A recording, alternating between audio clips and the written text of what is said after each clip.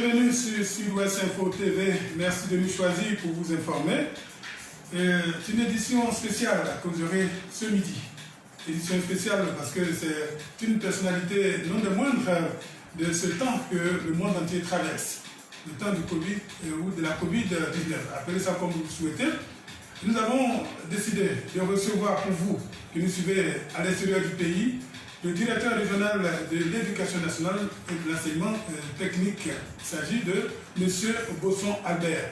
Il a décidé de venir vous éclairer.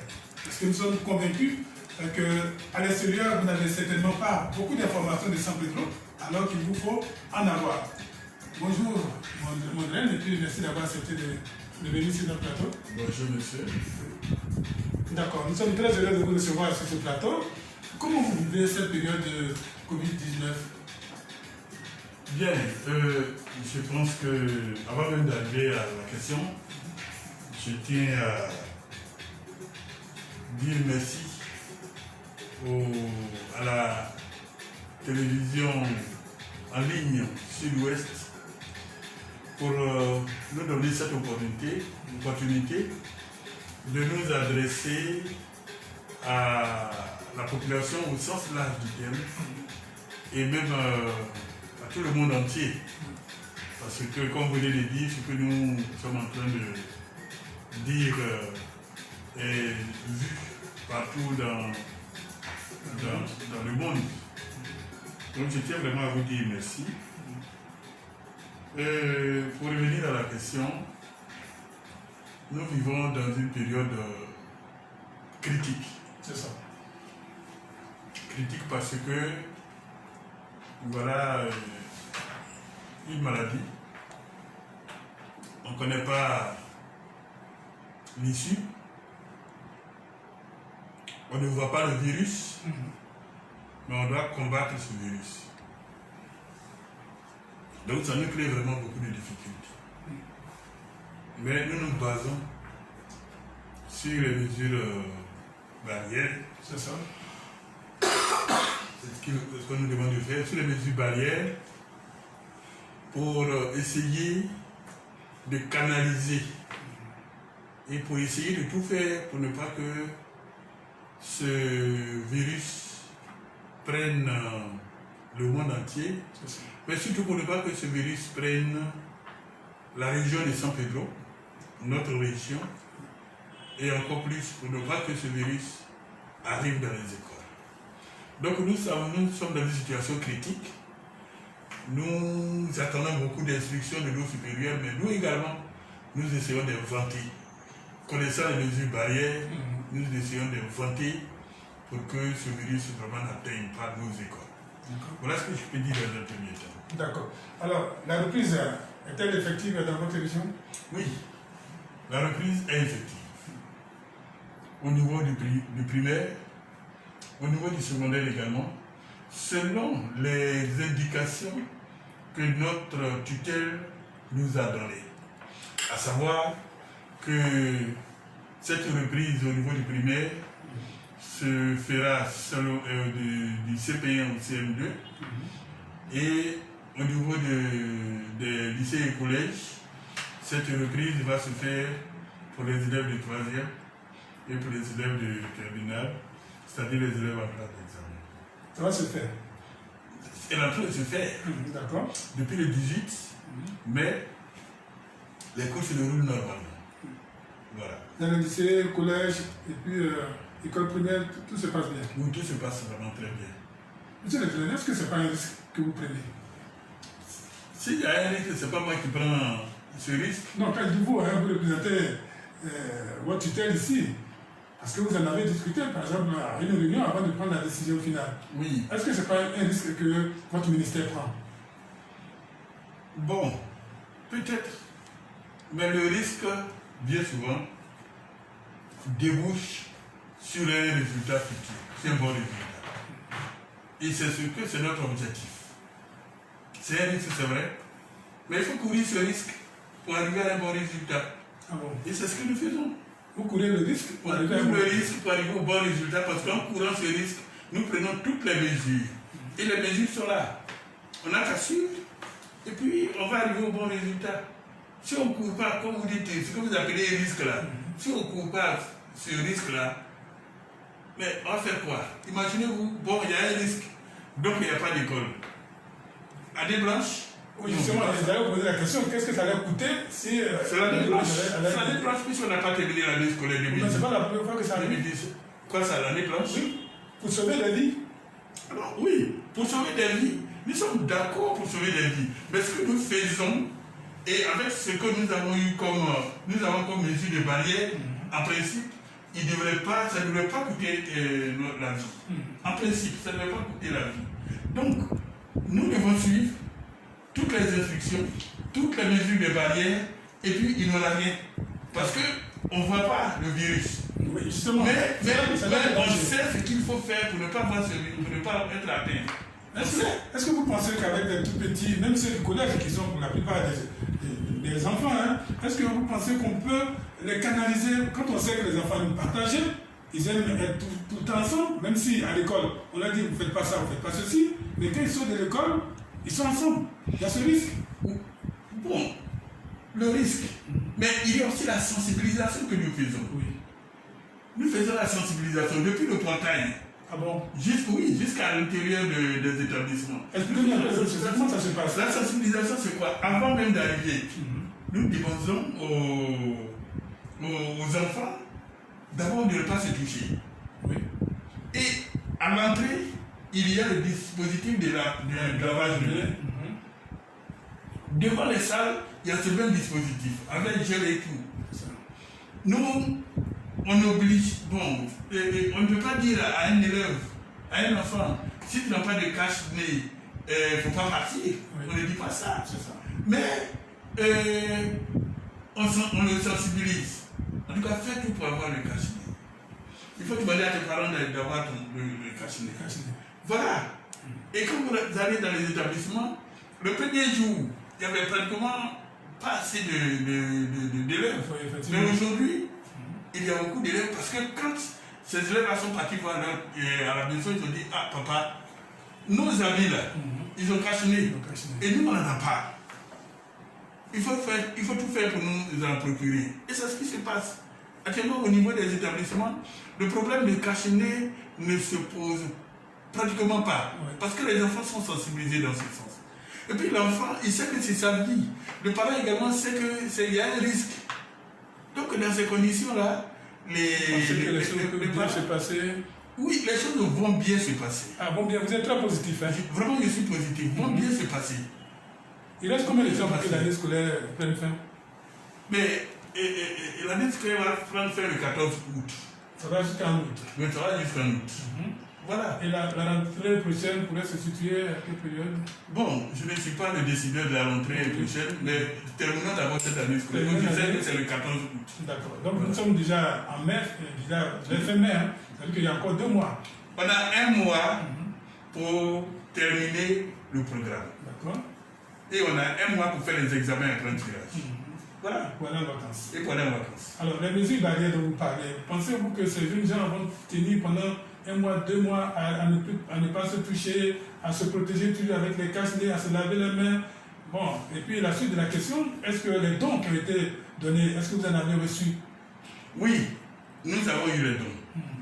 Nous avons eu les dons. Ce matin même, on vient de m'appeler. C'est composé de quoi et quoi? La Poste vient de m'appeler.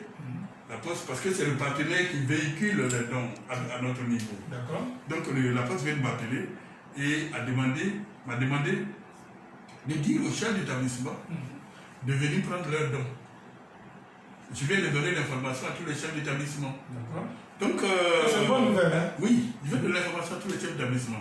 Mais je tiens à dire que ce qui va être donné, on est là jusqu'au 14 août. Oui. Dans tous les cas, on ne sait pas quand est-ce que ce virus-là va nous laisser tranquilles.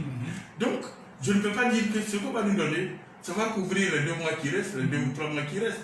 Je ne peux pas dire ça. Mais il y a un début et c'est déjà pas mal. Et je demande donc aux parents de suivre.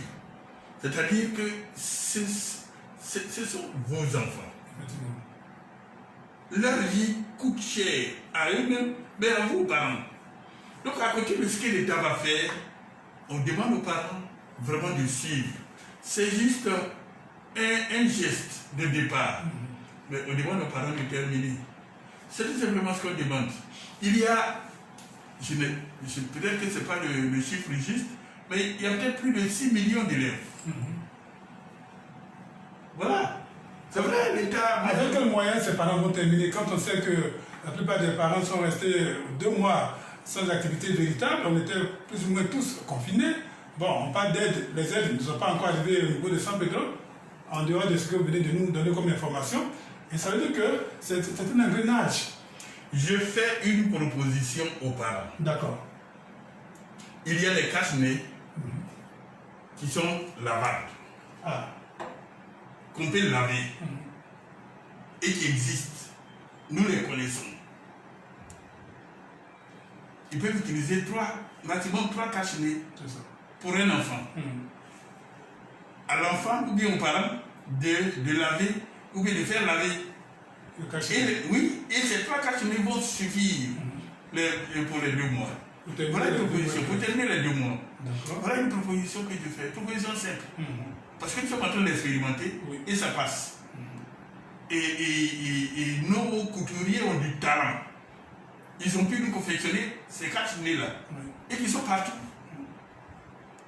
On prend, on met, et puis après, on arrive à la maison, on lave, on prend une autre, ainsi de suite. Voilà, et puis c'est fini.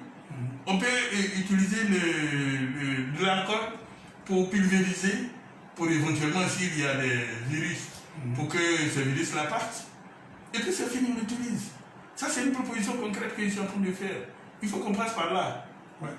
Voilà. Normalement, vous êtes le patron de l'éducation, c'est normal que vous cherchez rapidement. Oui. Vous avez trouvé des propositions, c'est pas du tout mauvais. Alors, quel est-il du contingent d'enseignants qui a été convoyé sur San Pedro récemment? Je tiens à vous dire que jusqu'à la date, jusqu'à hier, c'est-à-dire jusqu'au 21, il y a 240 personnels et élèves qui sont venus d'Abidjan, du Grand Abidjan. 240. Parce que nous avons eu 6 convois. D'accord. Et dans chaque convoi, il y a à peu près 40. Donc c'est environ 240 qui sont arrivés. Et donc, quand ils arrivent, immédiatement, on les prend en charge. Ça veut dire quoi? Il y a une équipe médicale qui les prend en charge immédiatement. Avec des questionnaires, avec l'appareil qu'ils ont à leur disposition pour les contrôler. Et puis, avec ces questionnaires-là, au vu de cela, on leur délivre un papier pour dire que oui, on l'a questionné, on l'a interrogé, on a pris nos appareils, ce qu'il faut, et que cet élève, ou bien cet enseignant-là, peut aller en classe. Voilà. D'accord. Et c'est ce qu'il est testé, il n'est pas positif, il peut aller en classe. Il peut aller en classe. D'accord. Et ce combat arrive quand? Ce combat arrive aujourd'hui. Ah, c'est maintenant que ce combat arrive. C'est depuis ça fait 4 jours que les cas se succèdent. Voilà, et nous sommes à 6 combats. D'accord. Hier. Aujourd'hui, il y a 2 combats qui sont programmés. Ok. Parce qu'au fur et à mesure, on nous appelle par le système de réseau, on nous envoie la liste déjà. Et nous contrôlons à partir de la liste. Ok, ça c'est une très bonne initiative. Mais monsieur le Traîneur, avant que ces convois ne soient mis en place, depuis le 8, les écoles étaient ouvertes à l'intérieur du pays. Non, le 18. Non, le 18, d'abord, quand le président a fait sa déclaration, il était question que les écoles soient ouvertes. Il y a des écoles qui ont ouvert la porte quand même. Même si le 18, ça a été repris. Mais avant cela, il y a des enseignants et des élèves qui sont rentrés sans être contrôlés. C'est ça aussi qui fait peur à certaines personnes ici à San Pedro. En principe, les enseignants ne peuvent pas sortir d'Abidjan sans être contrôlés parce que c'est l'éducation nationale qui donne le OK pour qu'ils sortent. Ils ont fait comment pour sortir? Non, c'est vrai qu'il y a un trafic qui se fait entre Dabou, Grand Lao et ici, ça vous le savez, non? Je sais qu'il y a la voie, mais si c'est le trafic, là nous ne sommes pas informés. Vous n'êtes pas informés. Et puis ça nous étonnerait parce que entre Dabou et Grand Laou, il y a un barrage. Un corridor bien mis. Qui n'est pas pour eux. Qui n'est pas du tout pour eux. Mais on connaît l'Africain, on connaît l'Ivoirien, on connaît, voilà. Bon, Dabou, Grand Dabou, il y a les Palmeirais. Oui, il y a les Palmeirais, bien sûr, les cocotiers, tout ça. Oui, il y a les Palmeirais, il y a les plantations d'Ivea. Il y a aussi les pirogues. Il y a les pirogues, mais officiellement, quelqu'un qui vient, en tout cas dans un véhicule, il est bloqué, il faut qu'il ait tous ses papiers. Donc, l'éducation nationale, le ministère n'avait pas donné le hockey. Le ministère a donné le hockey qu'à partir du 18. Du 18. D'accord. Malgré l'annonce du chef de l'État, le ministère n'avait pas pris la disposition pour ouvrir les écoles. Le président de la République a dit que le 8, on ouvre les écoles. C'était le 7. Il a dit le. Non, que il a fait la déclaration le 7. Il a dit le 8, on ouvre les écoles à l'intérieur. C'est ça. Vous savez qu'on a fait 2 mois, au moins. Oui.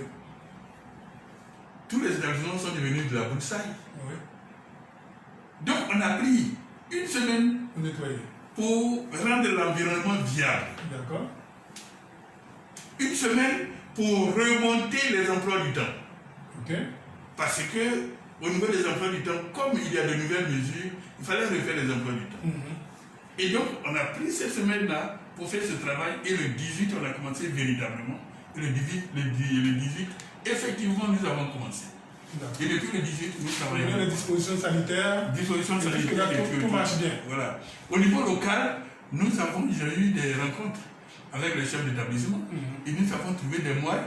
Bien avant même que l'État envoie les moyens là, nous avons trouvé d'autres ressources aussi qui nous permettaient de faire. Et qu'est-ce que vous avez fait pour ceux qui nous regardent? Oui, ce que nous avons fait, c'est que nous avons au niveau, parce que on a vu un peu au niveau de l'État, lorsqu'il y a un fonds par exemple qui doit être attribué à tel autre élément, mais en situation de crise, on fait par priorité. Et nous avons dit, voilà, nous avons prévu ça pour ça, mais comme il y a la crise, ce que nous avons prévu là, on va prendre pour faire face à la crise. Et c'est ce que nous avons fait. C'est ce que vous avez fait. Voilà. Félicitations à votre direction alors. Alors, est-ce que ces dons qui sont arrivés là comportent aussi des gels? Parce que les enseignants sont exposés. Les élèves vont traiter des devoirs, ils vont prendre les feux, parce que les élèves sont dans les familles. Ça aussi, il ne faut pas l'occulter. Ils viennent, et s'il y a 100 élèves, même s'ils sont dispatchés, les 100 élèves, il faudra corriger les 100 feux. C'est-à-dire que les enseignants sont toujours exposés. Est-ce qu'il y a des gels pour ça? Il y a les gels, il y a les cache-nez, il y a des fûts où on va mettre l'eau, de l'eau savonneuse. Il y a donc les fûts, il y a du savon, il y a des désinfectants et il y a de l'eau de javel. Et comment vous allez distribuer? Seulement donner au chef d'établissement? La répartition est faite depuis Abidjan. Depuis Abidjan. Voilà, donc le chef d'établissement qui arrive, il sait ce qu'il doit prendre. Il y a un paquet, il démarche, et puis on lui donne tout, et puis il s'en va. Récemment, l'État de Côte d'Ivoire a décidé de soutenir le corps médical, vous savez. Nous avons mis aussi la sécurité. Est-ce que c'est prévu pour les enseignants? Question directe. Prévu pour les enseignants. Bon, je suis vraiment très mal placé pour répondre parce que c'est une question de tutelle. Mais si on nous demande, on nous dit qu'il y a quelque chose qui est prévu, nous allons aller chercher pour donner vraiment aux enseignants. Voilà. Donc vous espérez que cela se passe, non? Bon, si l'État estime que... Parce qu'on n'a pas les mettre dans le même, dans le même moule. D'accord. Mais les médecins, le corps médical, qui se trouve en face de quelqu'un qui est connu positif. Il a des dispositions à prendre. Il y a un risque. Le militaire également, qui est en face de quelqu'un, on ne connaît pas son test. Et là aussi, c'est difficile. Même les élèves qui s'en vont, nos élèves qui s'en vont, avec tout ce contrôle-là, on se dit que, en principe, il n'est pas testé positif. D'accord. Voilà. Donc, dans ces conditions, on ne peut pas les mettre dans le même moule. où le corps médical... C'est le sacrifice est en pour face. l'État, n'est-ce pas? Ils font des efforts pour l'État aussi, c'est ça, non? Non, c'est ce que je dis, ils ne sont pas dans le même moule. Pas de sacrifice. Attends. Ils doivent terminer le programme là. Ils doivent terminer le programme. Oui. D'accord. Ils doivent terminer le programme. Mhm. Enfin, je ne vois pas vraiment, excusez-moi, mais je ne vois pas trop de sacrifice. Mais pas de sacrifice. Oui. En fait, moi, mon souci, c'est que c'est un ennemi qu'on ne voit pas, en fait. Et les enfants qui sortent, ils vont dans les familles. Et dans les familles, il y en a qui voyagent. Il y en a qui viennent d'ailleurs. À chaque jour, il y a quelqu'un qui peut venir, par exemple, du Libéria. Quelqu'un peut venir, par exemple, de Tabou. Quelqu'un peut venir. Donc, il y a toujours ce risque. C'est ce que moi j'appelle le risque. Bon, comme vous l'avez dit, on contrôle au niveau des écoles, on pense que ça va bien. Parlons de sport, l'EPS, qu'en est-il? Parce que j'ai cru entendre qu'il y a quelques petits soucis à ce niveau-là. Oui, il y a des petits soucis effectivement, parce qu'en fait, au niveau des examens grand tirage, l'EPS fait partie des épreuves. C'est ça. Mais voilà qu'avec ce non-contact, ça devient vraiment difficile. Nous sommes en train de réfléchir pour savoir ce qu'il faut faire, mais j'avoue que ce sera difficile de faire un sport collectif. Nous sommes en train de réfléchir un peu sur la théorie. Sur la théorie? Oui. C'est-à-dire quoi? Nous pratiquons le football. Oui. Mais il y a beaucoup qui ne connaissent pas les règles du football. Ça va s'apprendre. Alors vous allez profiter pour apprendre les règles Les règles théoriques du football, par exemple. On dit handball. Oui. Les gens disent handball. On ne dit pas handball. Oui, on dit handball. C'est allemand.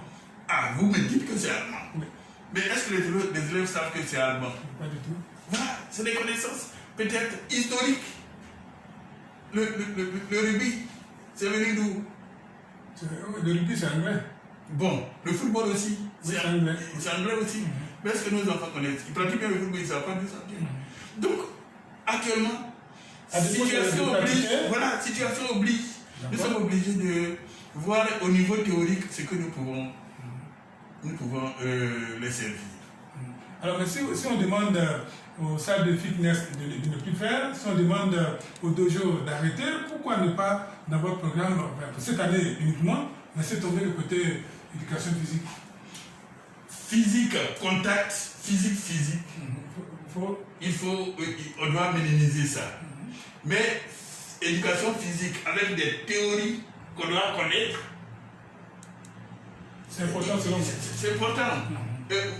Si je vous demande tout à l'heure, la première Coupe du Monde de football a eu lieu où? Bon, c'est ça, vous voyez, comme c'est en 1934, mais je crois bien que ça va être en Écosse ou quelque part. Bon, voilà, qu'on est en train de chercher. Oui. Il faut que les élèves sachent. Il faut que les élèves sachent, connaissent ce que c'est que le sport. Le sport. Donc, vous voulez qu'on transforme ça sur le plan théorique?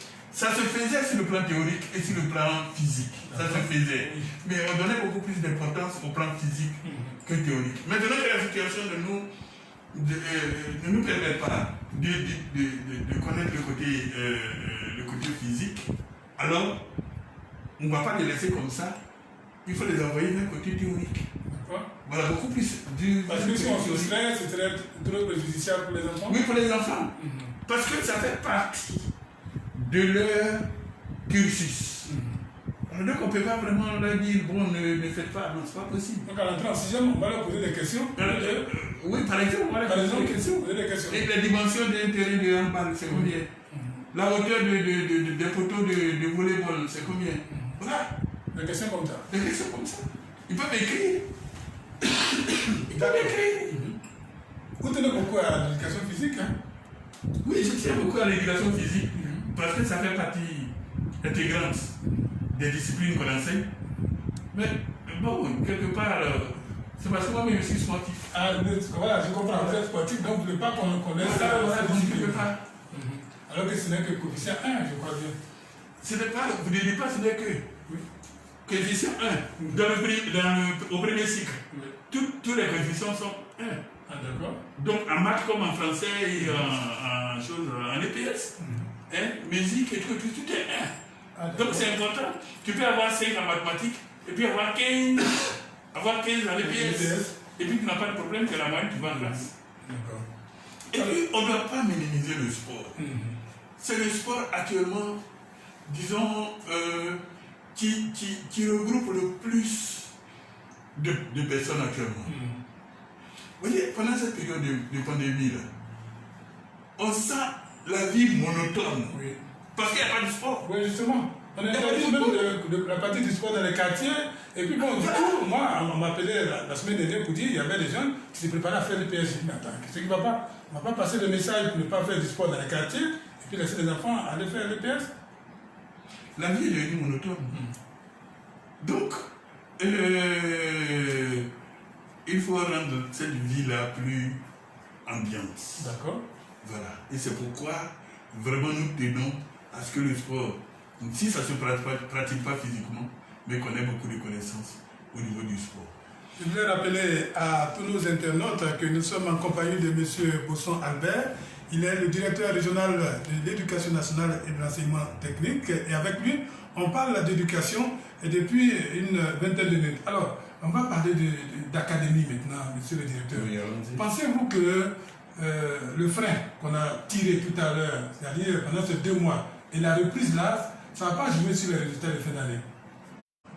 Non, puisqu'on aura terminé le programme. Mais la psychose, quand même, que le corona a créé.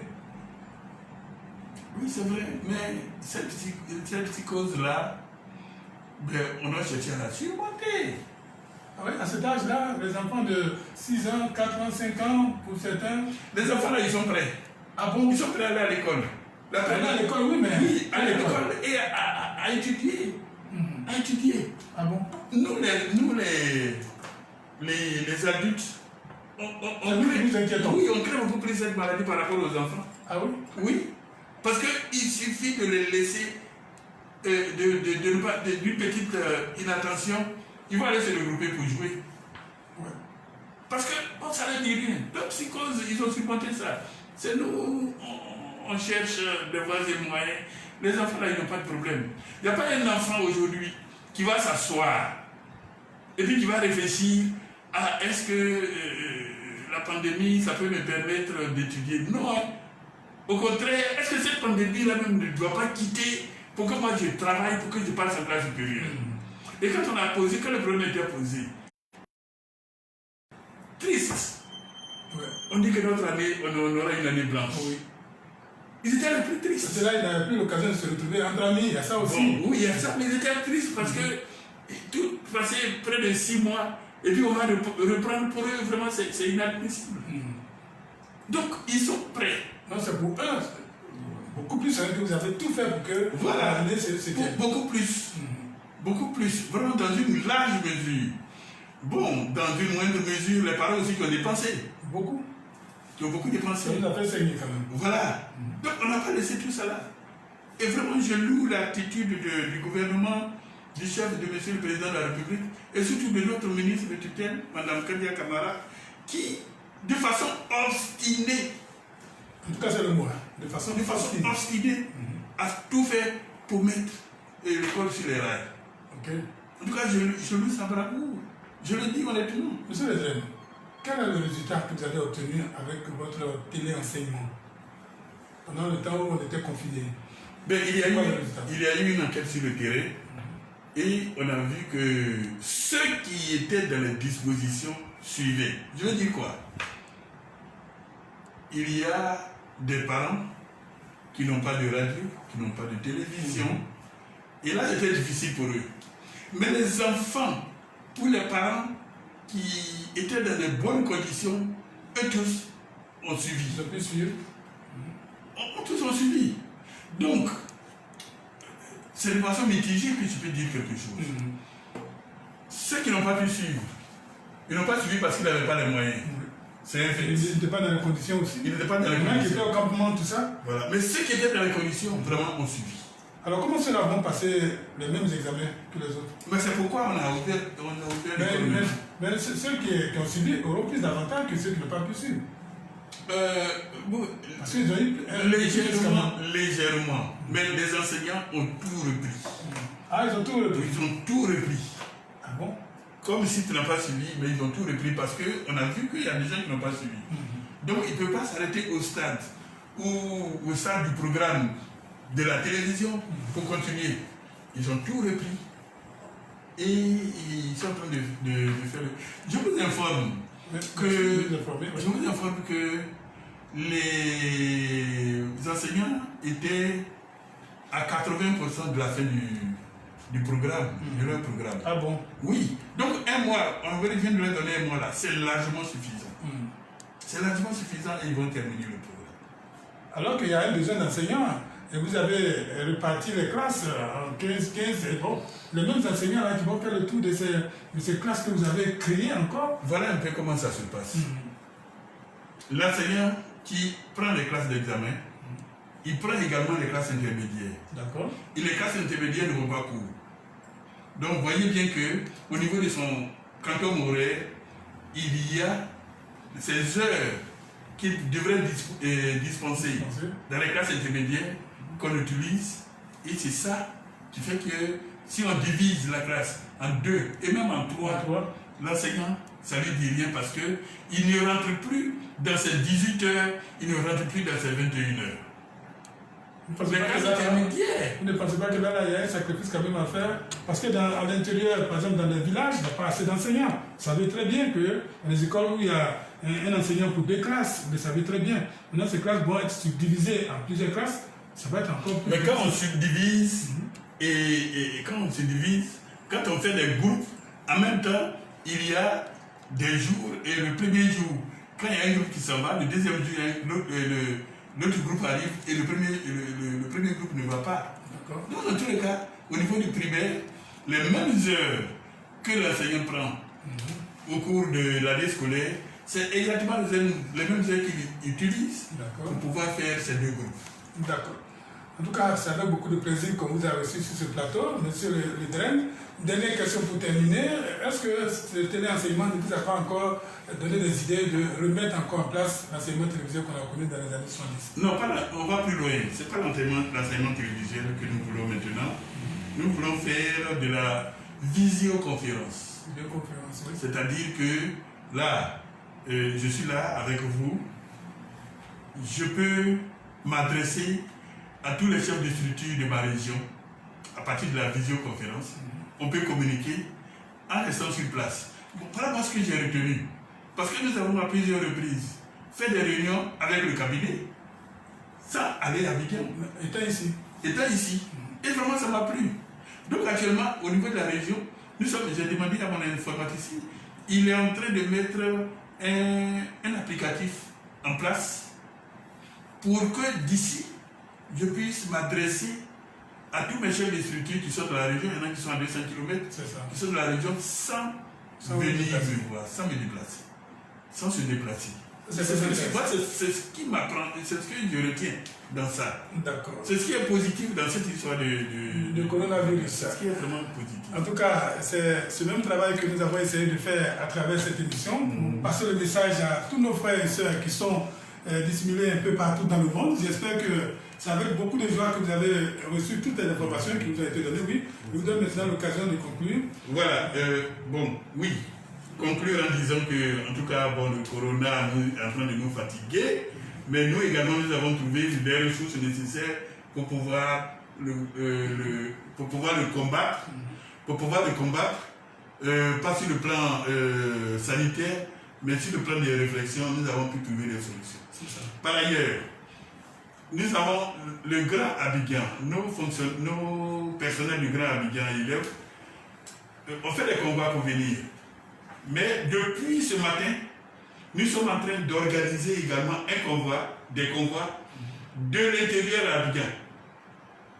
De l'intérieur vers Abidjan maintenant. C'est ce que nous sommes en train de faire. Et au niveau de la direction régionale, nous avons un point focal. Un point focal qui est là-bas, qui s'appelle M. Diomandé Boaké. M. Diomandé Boaké, il est au service des ressources humaines. Diomandé Boaké, vous avez dit? Oui, aux ressources humaines. On peut à tout moment prendre contact avec lui, aller là-bas, ou alors on peut poser ses problèmes à son adresse que je suis en train de chercher, que je vous donne, à son adresse. Monsieur Boaké, il est au 55 55 88 88 01 46. 01 46. On va le prendre. 05.